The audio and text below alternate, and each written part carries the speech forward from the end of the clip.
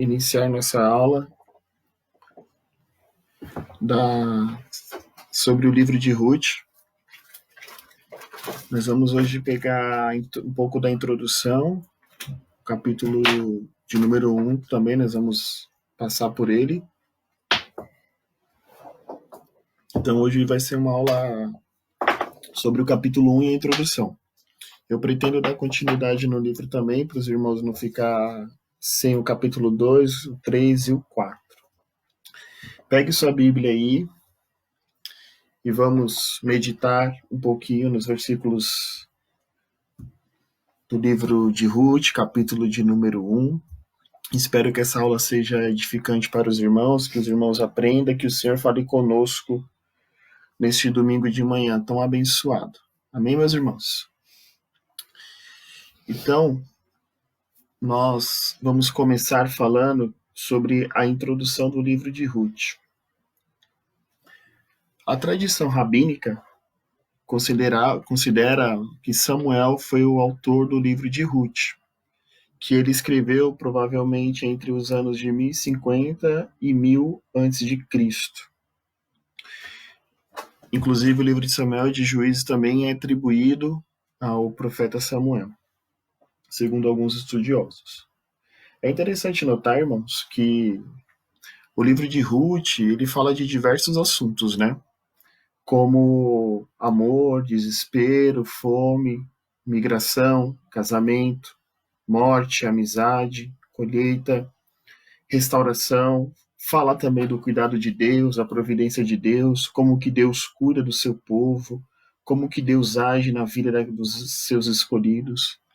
O livro de Ruth também mostra o amor universal de Deus, como João capítulo 3, versículo 16, que diz que Deus amou o mundo de tal maneira que deu seu Filho unigênito, para que todo aquele que nele crê não pereça, mas tenha a vida eterna. Isso mostra claramente quando Ruth é escolhida, melhor dizendo, entra na genealogia de Jesus Cristo, uma moabita. Então, nós vemos a manifestação do amor de Deus muito grande no livro de Ruth.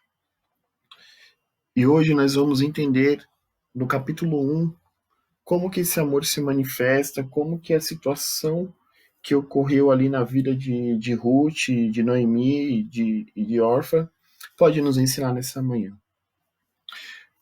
O livro de Ruth, ele se passa no tempo de Gideão, na época de Gideão, de Juízes, quando o povo ali passa a privação de alimento. Por isso que a grande parte dos estudiosos acreditam que foi na época de Gideão, porque é o único período da época de Juízes que eles encontram que o povo teve privação de alimento, que o povo passou necessidade. Tanto é que Gideão ia malhar lá o trigo no lagar, né? Ele estava lá, lugar inapropriado, escondido para que os midianitas não roubassem o seu alimento. Por isso que ele estava lá. Então notem que a época de Juízes foi um tempo de altos e baixos do povo de Deus. Uma época que o povo caía no pecado, Deus permitia que as nações oprimissem o povo de Deus, o povo se arrependia e voltavam para Deus, para adorar a Deus. Então esse é o ciclo que durou cerca de 300 a 350 anos, o período de Juízes. E nesse tempo, Ruth está inserida. A história de Ruth está inserida. No livro de Ruth, capítulo de número 1, versículo 1, se você está com a sua Bíblia aí aberta, você pode acompanhar comigo a leitura, que eu vou fazer a leitura versículo por versículo, e assim nós vamos aprendendo a cada versículo que vamos lendo. Diz assim, Ruth, capítulo 1, versículo de número 1. Nos dias em que julgavam os juízes, houve fome na terra. E um homem de Belém de Judá saiu a habitar na terra de Moabe, com sua mulher e seus 2 filhos. Nos dias que julgavam os juízes, como eu falei na introdução, houve fome na terra. É interessante notar que que quando eles saem de Belém e vão até a Moabe, eles atravessam cerca de 300 quilômetros para chegar em Moabe. Então, irmãos, você vê que a caminhada foi muito grande para eles chegarem até Moabe. Cerca de 300 quilômetros andando. E é interessante isso porque a caminhada foi muito longa.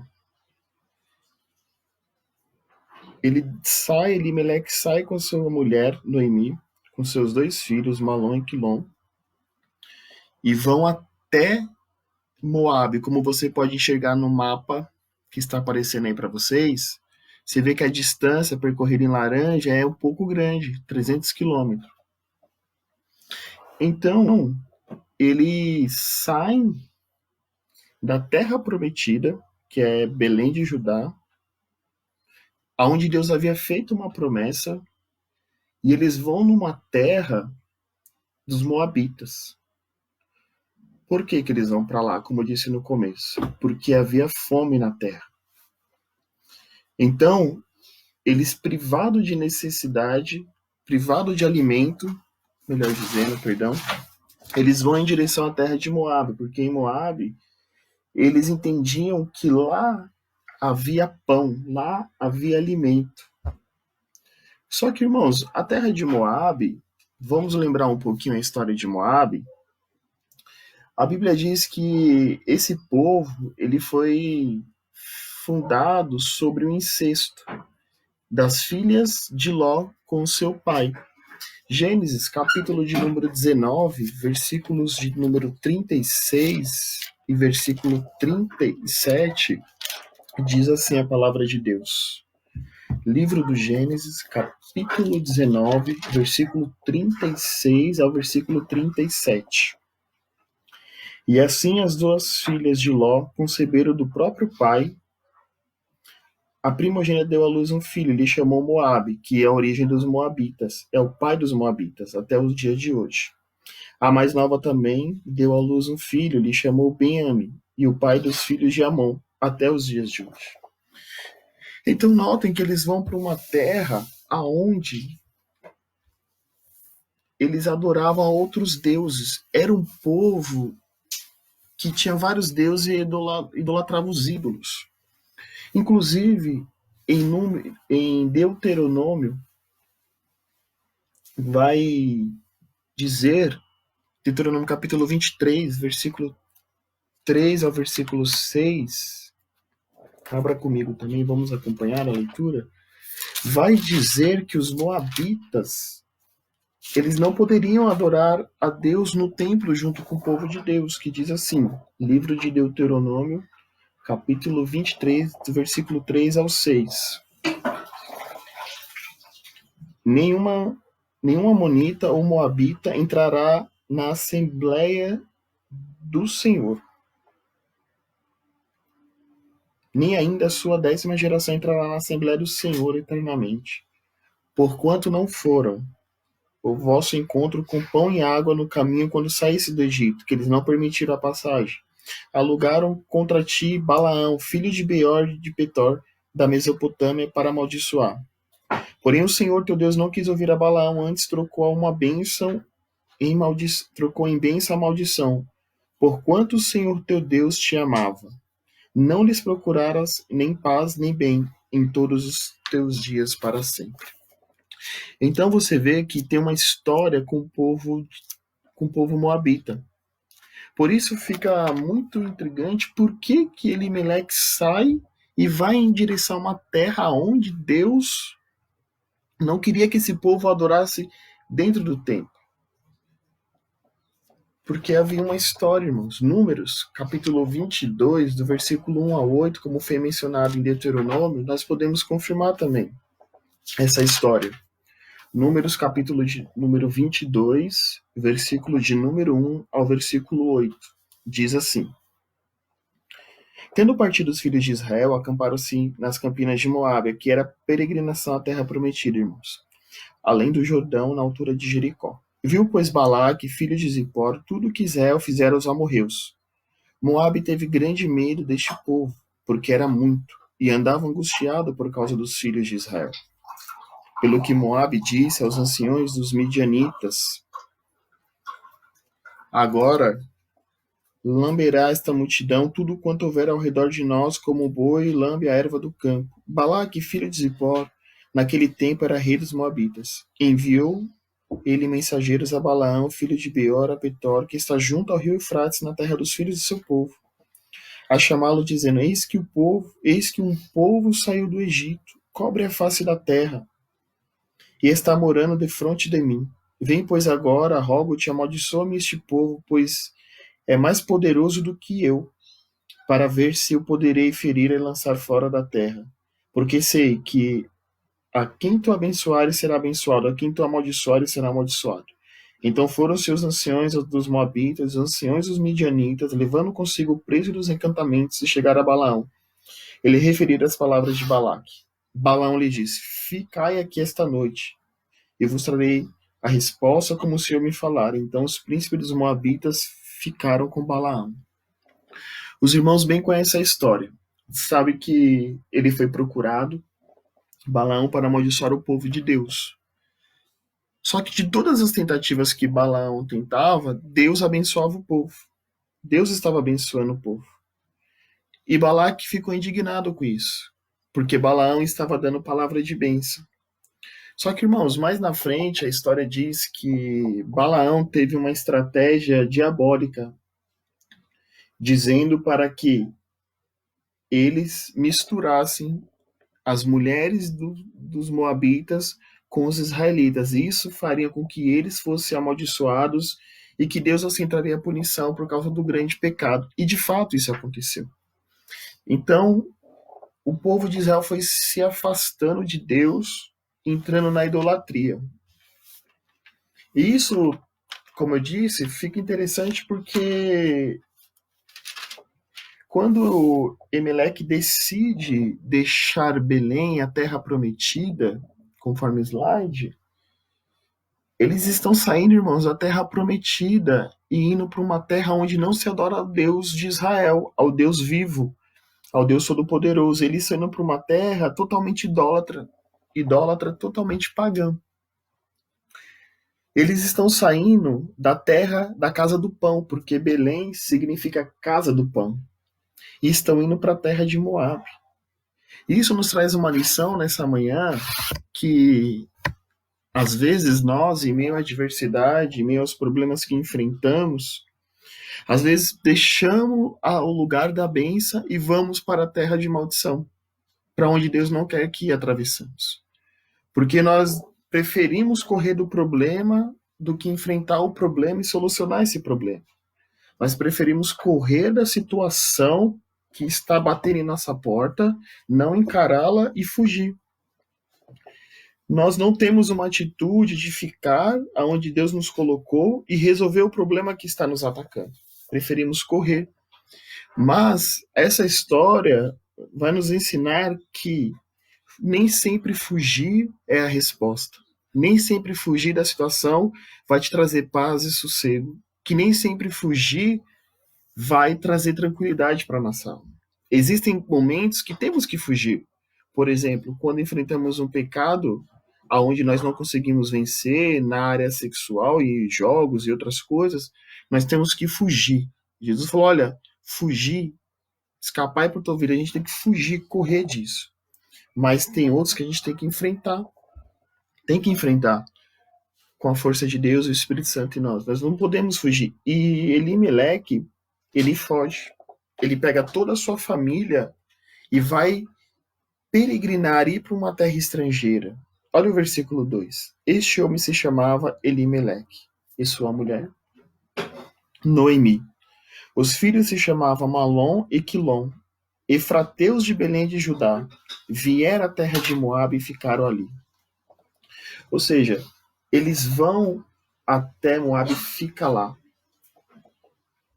O nome de Malom e Quilom tem um significado interessante. Elimeleque significa Deus é rei. E Noemi significa agradável. Mas os filhos mostram uma fraqueza física. Olha como significa Malom, significa doente. E Quilom, debilitado. Então, Rose, isso já dá um contexto de tudo o que vai acontecer na história. Quando eles chegam à Terra, ficam lá, se estabelecem na terra de Moabe. E um detalhe importante, irmãos, é que Noemi era uma pessoa de posses. Quando Elimelec sai de Israel, de Belém, da casa do pão, ele tem condições financeiras. Ele é uma pessoa rica, pode-se colocar assim. E eles vão para Moabe. Quando eles chegam em Moabe, eles se estabelecem lá, ficam lá. Só que passado algum tempo, só que passado algum tempo, nós vamos notar que ele, Elimelec, adoece. Ele fica doente e vem a falecer. Ele morre. No versículo de número 3. Morreu Elimelec, marido de Noemi, e ficou ela com seus 2 filhos. Nota que Elimelec, quando ele morre, Noemi já fica viúva. E isso traz uma consequência muito grande para a vida de Noemi. Porque eles saem de uma terra prometida, onde eles tinham tudo, só estava passando um momento de privação, e agora estão enfrentando, Noemi está vivendo um luto de perder o seu marido. Por isso que eu disse, nem sempre fugir é a melhor resposta. Elimelec fugiu com a sua família, mas chegando lá ele não encontrou a paz, ele não encontrou o descanso. Noemi encontrou a morte, encontrou o luto, encontrou a desesperança, encontrou a tristeza, a angústia, encontrou a aflição naquela terra de Moab. Então o tempo passa, a Bíblia diz que o tempo passa, e no versículo 4, os seus 2 filhos se casam. Olha o versículo 4. Os quais casaram com mulheres moabitas. Essa prática, irmãos, não era uma condenação específica quando eles se casam com as mulheres moabitas. Mas isso não era agradável aos olhos dos judeus ortodoxos da época. Não era agradável se relacionar com os moabitas. Conforme eu li em Deuteronômio, capítulo 23, do versículo 3 ao versículo de número 6. Então isso era vedado. Os judeus ortodoxos não gostavam dessa mistura. Mas eles se casam. Eles se casam. Era o nome de uma órfã e o nome da outra Ruth. E eles ficaram ali quase 10 anos. Quase 10 anos naquela terra de Moabe. Noemi ficou vivendo ali com seus 2 filhos. E notem, quase 10 anos, irmãos, é muito tempo numa terra. E essa família foi se fortalecendo.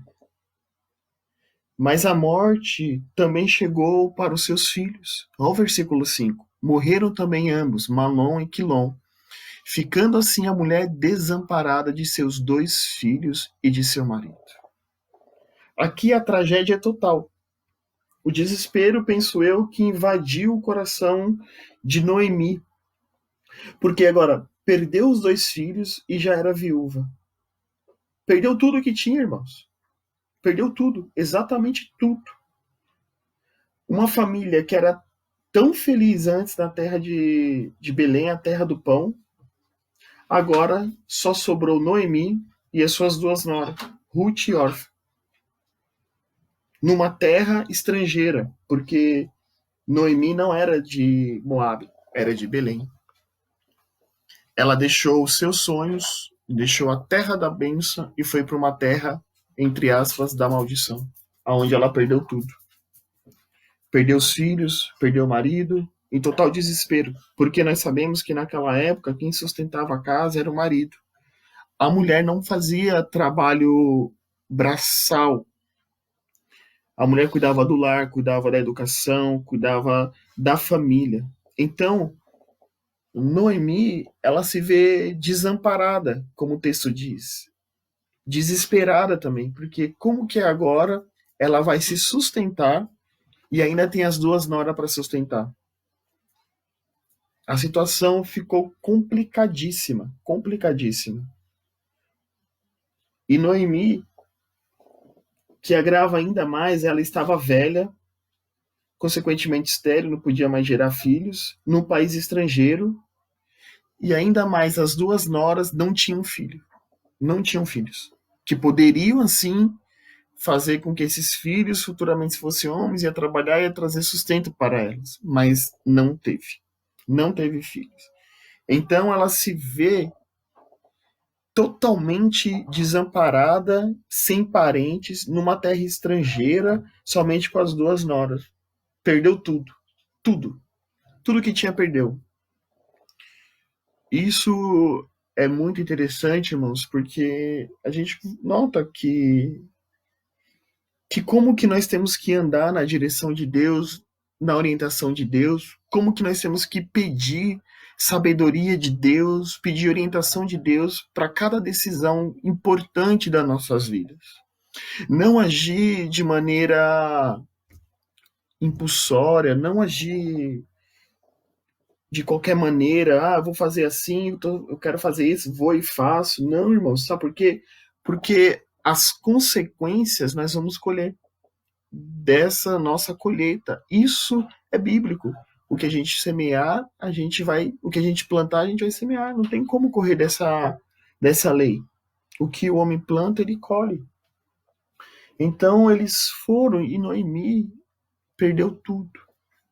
Vamos para a segunda parte agora do, do texto. Agora a gente vai falar sobre a determinação de Ruth em ir com Noemi, versículo 6 ao versículo de número 18. O versículo 6 diz assim: Então se dispôs ela com as suas noras e voltou à terra de Moabe, porquanto nesta ouviu que o Senhor se lembrara do seu povo, dando-lhe pão. Ouviu que o Senhor se lembrara do seu povo. O versículo 6, ele já começa com um fio de esperança. Porque enquanto elas estão em Moabe, enquanto Noemi está passando toda essa tragédia familiar, ela fica sabendo que em Belém Deus havia se lembrado do povo e que estava dando pão, ou seja, alimento, que o tempo de colheita havia chegado, que a chuva estava caindo sobre a nação.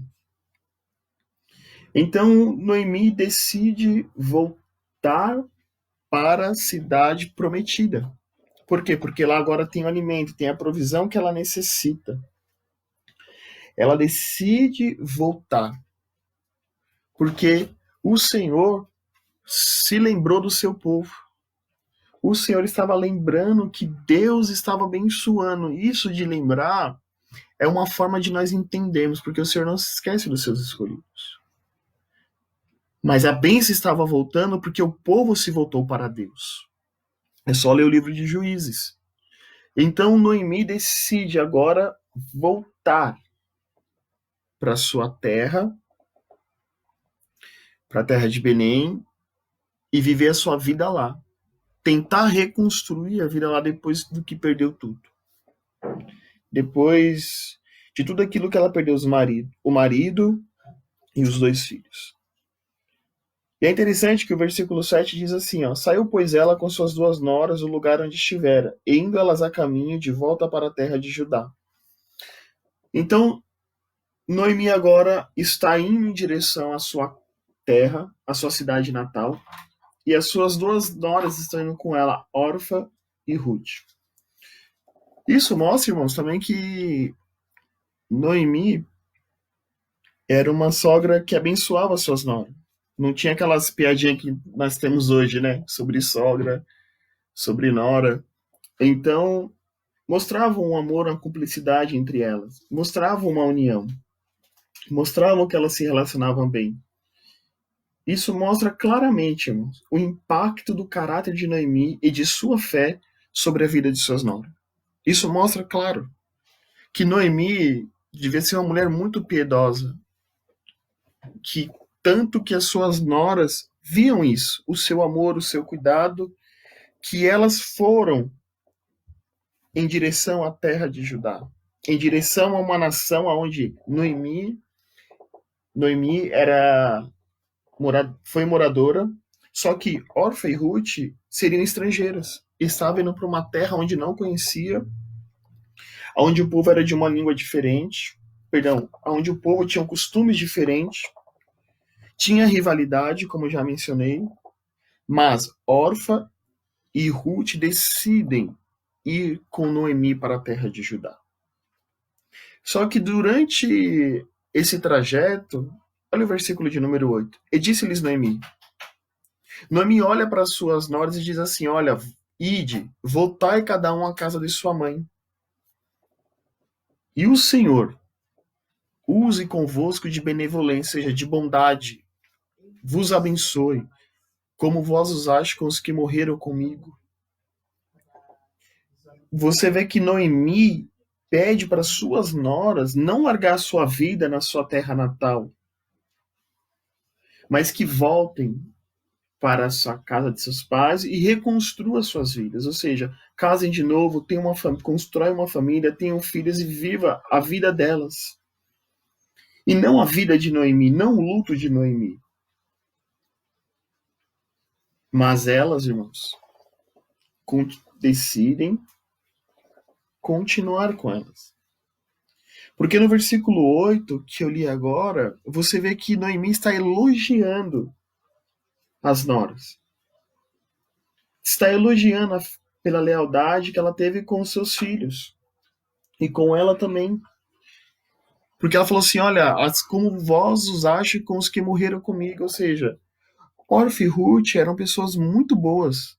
Porque essa bênção, ela se estendeu também sobre os seus maridos. Por isso que Noemi insiste para que elas voltem para suas casas e reconstruam a sua vida.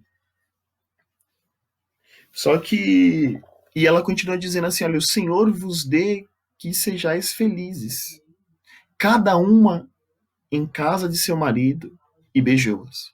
Elas, porém, choraram em alta voz. Ou seja, no meio do caminho está tendo essa conversa, como eu posso dizer para vocês, uma conversa muito emotiva, muito acalorada, sentimentos aflorados, porque, afinal de contas, quase 10 anos juntos, afinal de contas, sogra e nora, desespero, a dor, a angústia, tudo que elas passaram juntos, o luto que estão enfrentando.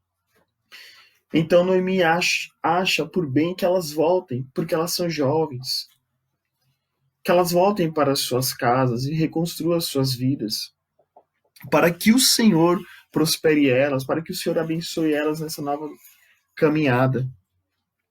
Porém, no versículo de número 10, olha o que diz: e elas disseram: não, iremos contigo ao teu povo. Orfa e Ruth falam assim: não, nós não vamos sair daqui. Nós vamos com você. Nós vamos à terra que você nasceu, que você foi criada. Nós vamos chegar em Judá, nós vamos fazer tudo.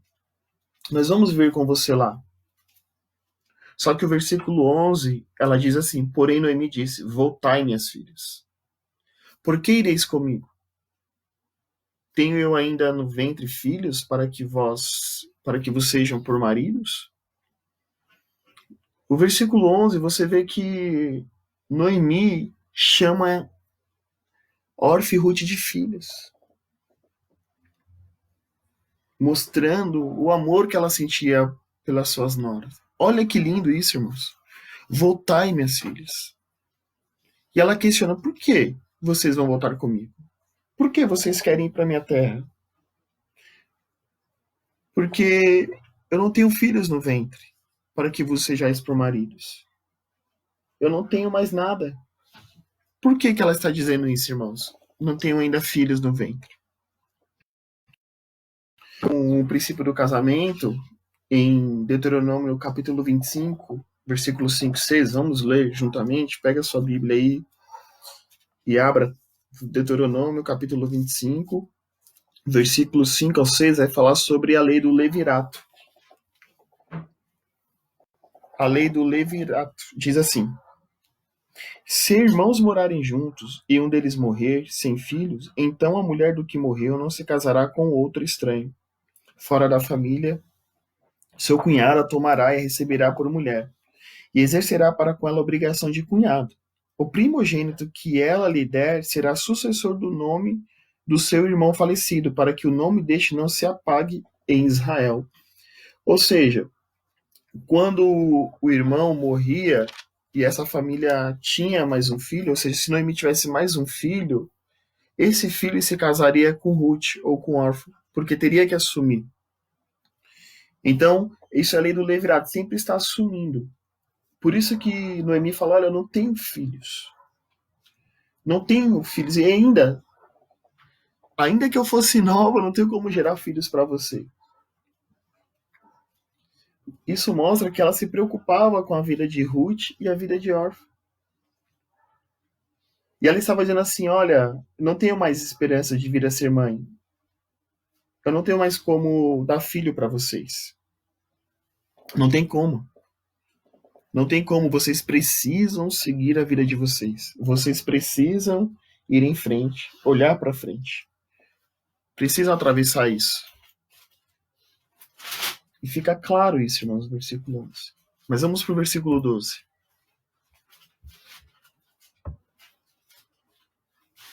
Tornai, filhas minhas, mais uma vez chamando de filhas.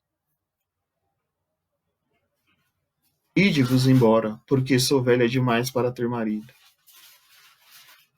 Ainda quando eu dissesse, tenho esperança, ou ainda que esta noite tivesse marido e houvesse filhos. Olha que forte essa declaração, irmãos. Ela está dizendo continua dizendo, volte. Volte, porque eu sou velha demais, como mencionei. Não tenho ainda como ter filhos. Ela diz, ainda que tenho esperança, ou ainda que essa noite tivesse marido ou houvesse filhos. Eu até grifei esse versículo porque Noemi aqui, irmãos, ela já estava sem esperança de um futuro para ela. Estava vivendo totalmente o luto.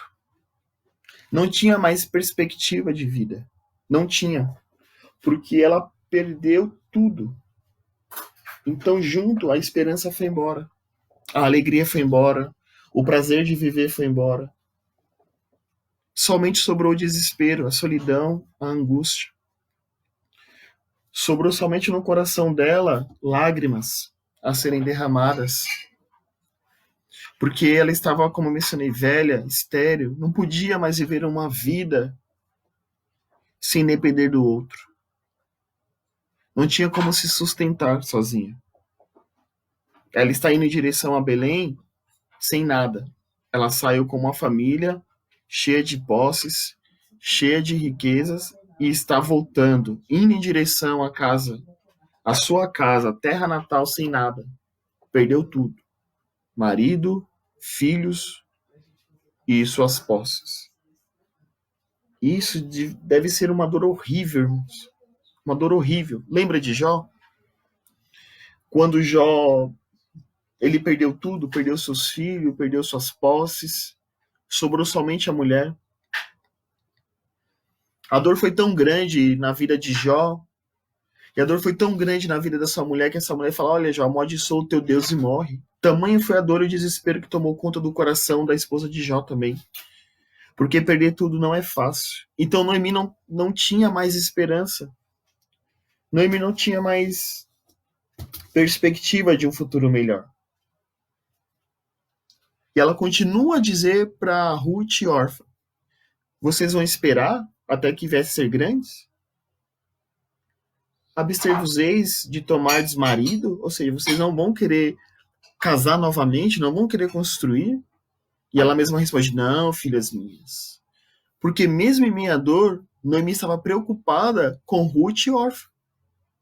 Porque por vossa causa a mim me amarga o ter o Senhor descarregado contra mim a sua mão. Você É interessante, irmãos, que chega a ser um pouco hilário, porque Noemi, ela está amarga. E ela, devido às suas escolhas, juntamente com o seu marido, ela está atribuindo toda a dor que está enfrentando a Deus. Toda a dor que está enfrentando a Deus. Toda a dor. E também ela está expressando remorso, porque as suas duas noras estão envolvidas na aflição que ela está atravessando. E ela está dizendo assim: olha, vocês são jovens, podem se casar. Não precisam compartilhar a minha aflição. Vocês não precisam caminhar comigo, porque a mão de Deus está contra mim. A mão de Deus tem me afligido. Mas isso não é a mão de Deus, irmãos. É um reflexo das atitudes e escolhas que Elimeleque, juntamente com Noemi e seus filhos, tomaram quando decidiram ir para Moab. Porque é muito fácil nós, quando estamos atravessando um problema difícil, devido às nossas escolhas, nós sempre atribuímos o mal que estamos enfrentando a Deus. Nós falamos assim: nossa, mas Deus é culpado, eu estou passando isso porque Deus fez isso, porque Deus fez aquilo, e nós não olhamos para as nossas ações e para as nossas atitudes. Atribuímos toda a dor que enfrentamos a Deus. E Noemi está atribuindo a Deus essa dor, dizendo que a mão de Deus estava contra ela, que a mão de Deus estava pesando sobre a sua vida. E no versículo 14, Orfa começa a chorar, Ruth também e Noemi choram, então de novo choraram em alta voz. Orfa com um beijo se despediu de sua sogra, porém Ruth se apegou a ela. Orfa então ouve o conselho e decide voltar. Decide voltar para a casa de seu pai e reconstruir a sua vida. Mas Ruth não pôde ser dissuadida. Ela tinha tomado a decisão de permanecer com Noemi, fosse quais fossem as consequências. Ela quis seguir a sua sogra porque ela viu a alma dela, assim como foi Davi e Jonatas, podemos comparar. Se apegou, ela quis ficar com a sua sogra. Ela agiu de acordo, e Orfa, irmãos, não podemos julgar ela porque ela agiu de acordo com o conselho de Noemi e retornou a Moab. E a partir daí ela some dos registros bíblicos. Mas o versículo 15 nos dá uma direção de entendimento por que Orfa voltou além do conselho. Olha o que diz o versículo 15. Disse Noemi: eis que a tua cunhada voltou ao seu povo e aos seus deuses. Também tu, volta após a tua cunhada.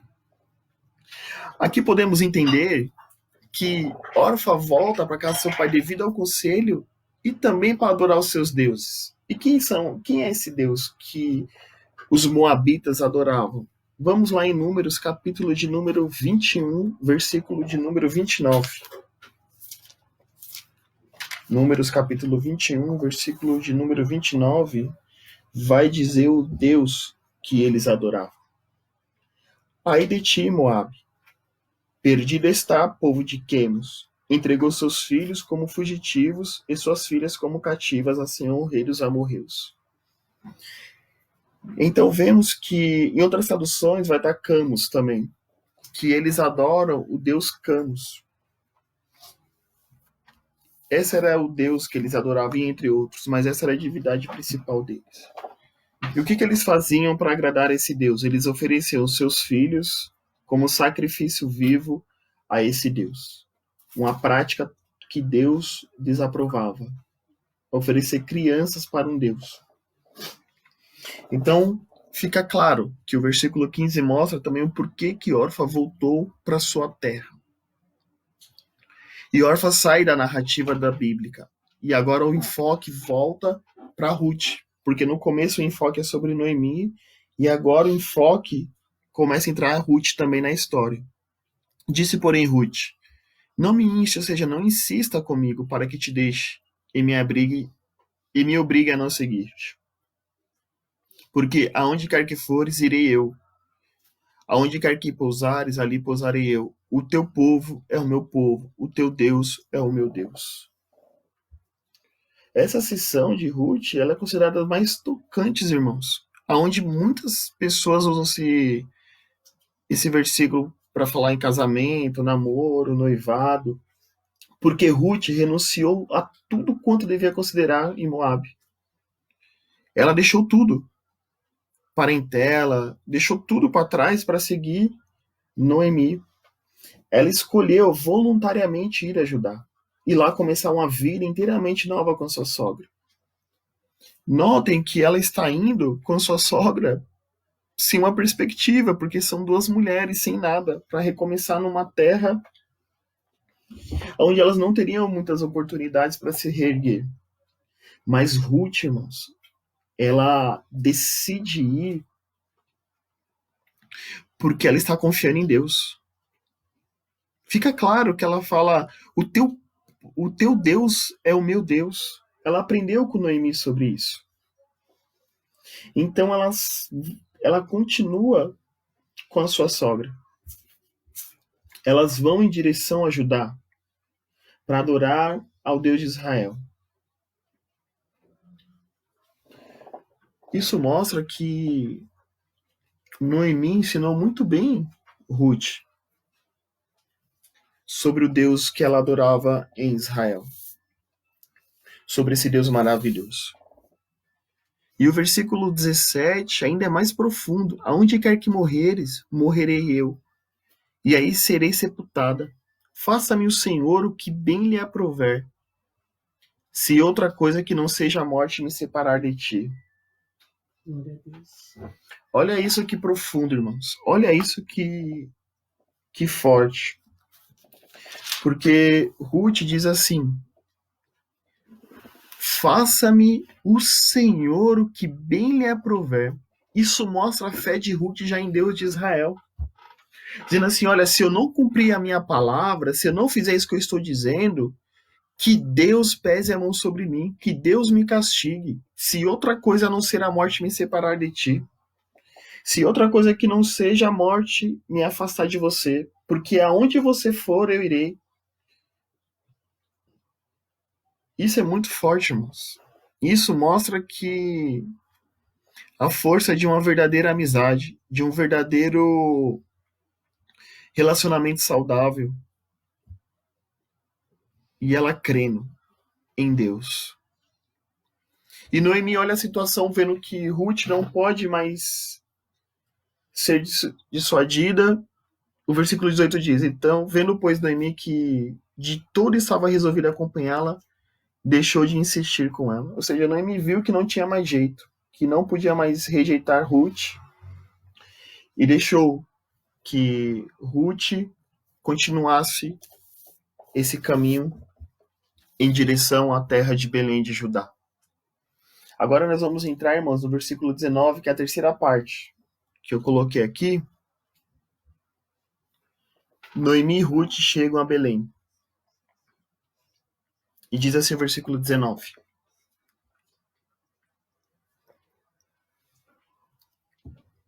antes de eu ler o versículo, se os irmãos tiverem alguma dúvida, alguma pergunta, algum questionamento ou alguma contribuição, podem colocar no chat, que aí depois a gente vai respondendo. Amém, irmãos? Podem colocar aí. Diz assim o versículo 19: então ambas se foram até chegarem a Belém. Sucedeu que, ao chegar ali, toda a cidade se comoveu por causa delas. E as mulheres diziam: não é esta a Noemi? Isso é interessante, irmãos. Como eu disse no começo. Então ambas se foram a Belém. Elas estão indo em direção à terra. Só que a cidade inteira se comoveu por causa delas. Porque notícia ruim chega primeiro que a gente, né, irmãos? Pode ver, notícia ruim, quando tá todo mundo sabendo, às vezes nem você sabe, todo a bairro, a vizinhança já sabe o que aconteceu de ruim. O fofoqueiro de plantão leva a notícia ruim. Então, quando Noemi e Ruth chegam a Belém de Judá, a cidade inteira está sabendo da tragédia, do que elas estão passando, do luto que estão enfrentando. Porque as duas perderam o marido. E Noemi ainda perdeu o filho. Você vê que a dor é muito grande que elas estão enfrentando. É terrível isso. Então, elas saíram numa condição, quando eu digo elas, seriam a família de Noemi, e estão voltando em outra. Perderam tudo. Então não foi fácil para Noemi. Quando ela chega na cidade, o povo inteiro olha e se comove por ela. Sendo assim, não é essa Noemi? Não era essa uma mulher bem-sucedida, uma mulher que conquistou muitas coisas aqui em Judá, juntamente com a sua família, e agora está voltando pobre, sem família, sem nada, perdeu tudo? Não era esta abençoada, em outras palavras? Está voltando sozinha?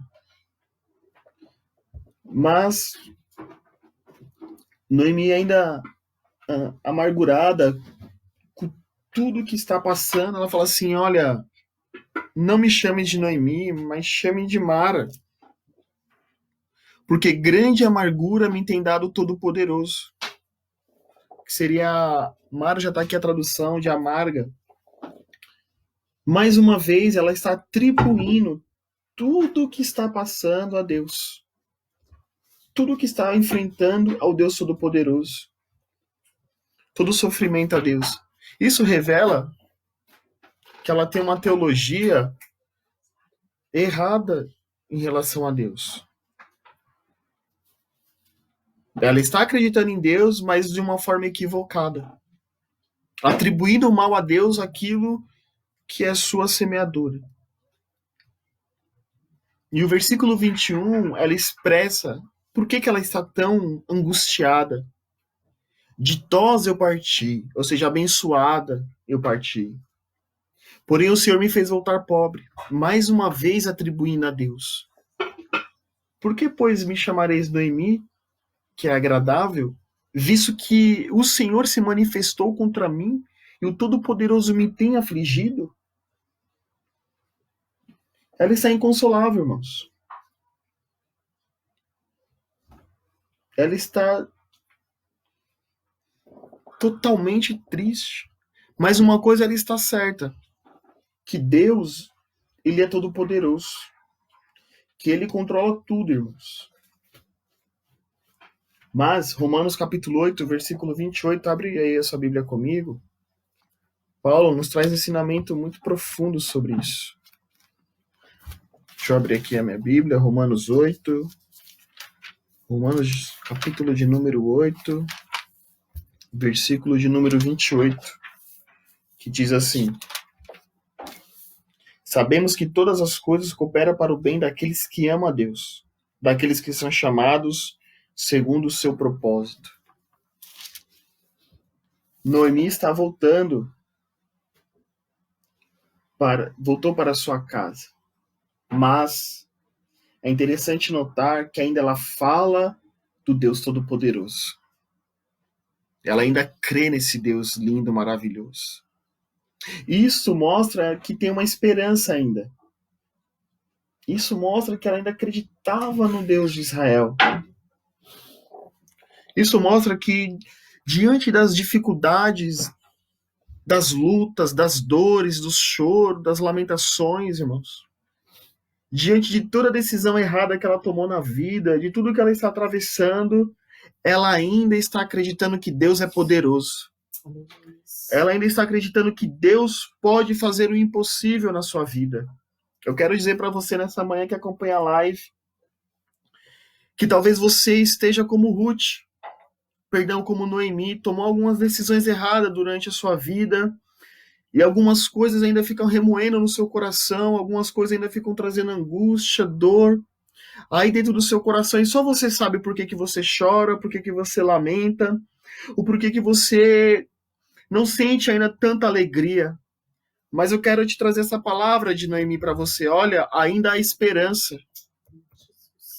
Ainda há esperança para você. O Deus Todo-Poderoso, ele controla tudo e todas as coisas cooperam para o bem daqueles que amam a Deus. Deus, ele não se esqueceu de você nessa manhã. Deus, ele não virou as costas para você. Deus, ele conhece você, ele sabe o teu endereço. Tenha certeza que o agir de Deus está acontecendo na sua vida.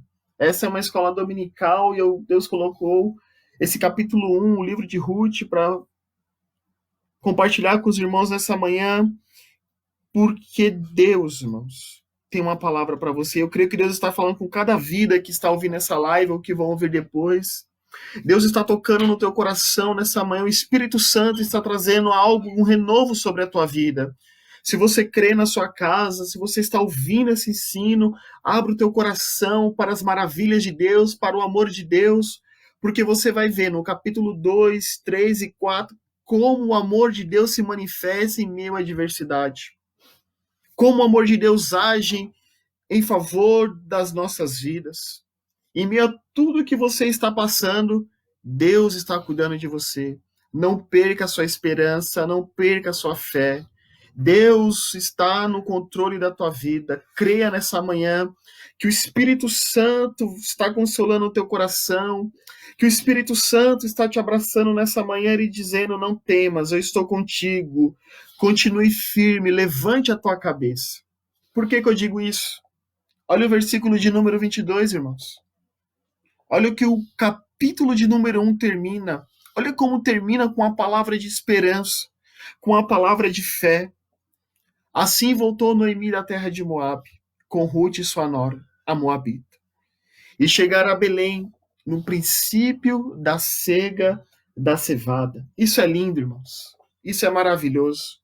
Você pode até grifar esse versículo 22 na sua Bíblia. Porque quando eu fazer o estudo do capítulo 2, vocês vão entender por que eu pedi para você grifar. Porque quando elas estão voltando para Belém, está acontecendo, irmão, os princípios da cega da cevada, ou seja, a colheita, os cereais, a cevada. E a partir daqui, irmãos, é uma esperança que o escritor deixa para o capítulo de número 2 dizendo o que vai acontecer. Porque tudo, irmãos, Deus prepara, Deus trabalha, Deus age, irmãos. Ainda que tomamos decisões erradas em nossa vida, Deus ele é poderoso para reverter e nos abençoar.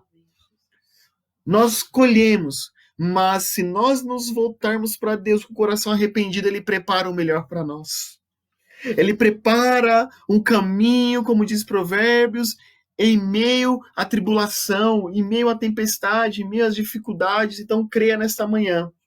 Para encerrar a nossa EBD, que já é 10h27, eu não quero passar do horário. Que em meio a essa tormenta que você está enfrentando, o tempo da colheita está chegando na sua vida de bens. O tempo das maravilhas de Deus está chegando na tua casa, na tua família, sobre teus filhos, sobre o teu marido, sobre a tua vida, porque você está chegando no tempo de Deus. Você está voltando para onde Deus quer que você fique. Você está voltando para onde Deus te colocou e aonde Deus quer usar a tua vida, o canal de bênção. E nessa manhã Deus está dizendo: olha, como você está voltando, como você está se arrependendo, como você está voltando ao princípio que eu te coloquei, as bênçãos estão chegando. Você está indo ao encontro das bênçãos, você não está vendo, mas Deus está dizendo: olha, o princípio da bênção está chegando na tua casa, na tua família. Então creia nessa manhã, irmãos, que o melhor de Deus está chegando na tua casa. Eu quero terminar essa manhã dizendo que o melhor de Deus está chegando na sua vida, que a providência de Deus está acontecendo, que Deus está trabalhando para o melhor acontecer na tua casa, na tua vida. Porque Deus sabe do que você está enfrentando, mas Ele está dizendo para nós essa manhã e para mim: olha, não se preocupe, porque o melhor está chegando. Não se preocupe, porque tudo está sendo preparado e eu estou no controle. Deus está no controle, irmão. Descansa o teu coração nessa manhã. Tenha um domingo abençoado. Tenha um domingo cheio, rico das bênçãos de Deus e da presença de Deus. Eu agradeço, irmãos, a sua presença, a sua companhia nesta manhã abençoada, durante esse período de 1 hora, onde estudamos o livro de Ruth, capítulo de número 1. Eu só tenho a agradecer a cada irmão que está participando, separando a hora da sua manhã e se expondo ao ensino da palavra de Deus. Que Deus abençoe ricamente a cada um, que as bênçãos do Senhor recaiam na sua vida. Eu creio que Deus falou comigo também, dando esse estudo, falou com você nessa manhã, e que você guarde essa palavra, no nome de Jesus, e medite nela. Os estudos eu vou fazer sobre o capítulo 2, o capítulo 3 e o capítulo 4. Não vai parar por aqui os estudos. Que Deus abençoe a cada um, tenha um domingo abençoado e que o Senhor vos guarde e vos proteja. E domingo à noite também. E domingo à noite, irmãos, nós vamos ter o nosso culto da família pela live também no Facebook. Não perca. Deus abençoe os irmãos e fique na paz do Senhor Jesus Cristo.